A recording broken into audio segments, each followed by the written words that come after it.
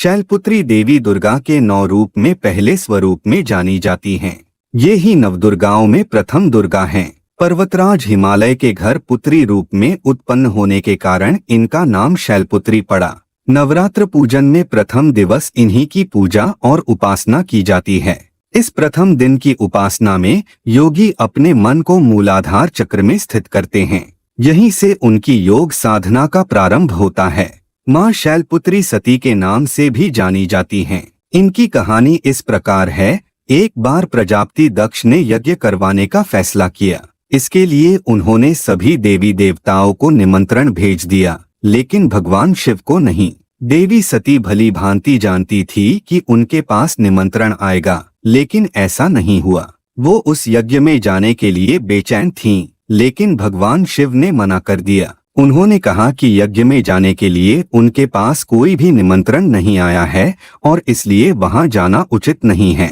सती नहीं मानी और बार बार यज्ञ में जाने का आग्रह करती रहीं। सती के न मानने की वजह से शिव को उनकी बात माननी पड़ी और अनुमति दे दी। सती जब अपने पिता प्रजापति दक्ष के यहाँ पहुंची तो देखा कि कोई भी उनसे आदर और प्रेम के साथ बातचीत नहीं कर रहा है। सारे लोग मुंह फेरे हुए हैं और सिर्फ उनकी माता ने स्नेह से उन्हें गले लगाया।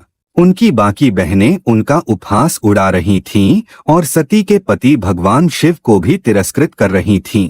स्वयं दक्ष ने भी अपमान करने का मौका ना छोड़ा। ऐसा व्यवहार देख सती दुखी हो गईं। अपना और अपने पति का अपमान उनसे सहन न हुआ और फिर अगले ही पल उन्होंने वो कदम उठाया जिसकी कल्पना स्वयं दक्ष ने भी नहीं की होगी। सती ने उसी यज्ञ की अग्नि में खुद को स्वाहा कर अपने प्राण त्याग दिए। भगवान शिव को जैसे ही इसके बारे में पता चला तो वो दुखी हो गए। दुख और गुस्से की ज्वाला में जलते हुए शिव ने उस यज्ञ को ध्वस्त कर दिया।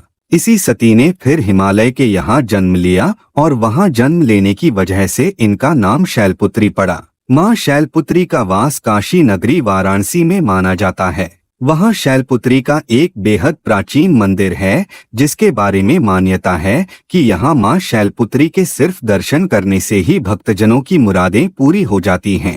कहा तो यह भी जाता है कि नवरात्र के पहले दिन यानी प्रतिपदा को जो भी भक्त माँ शैलपुत्री के दर्शन करता है उसके सारे वैवाहिक जीवन के कष्ट दूर हो जाते हैं।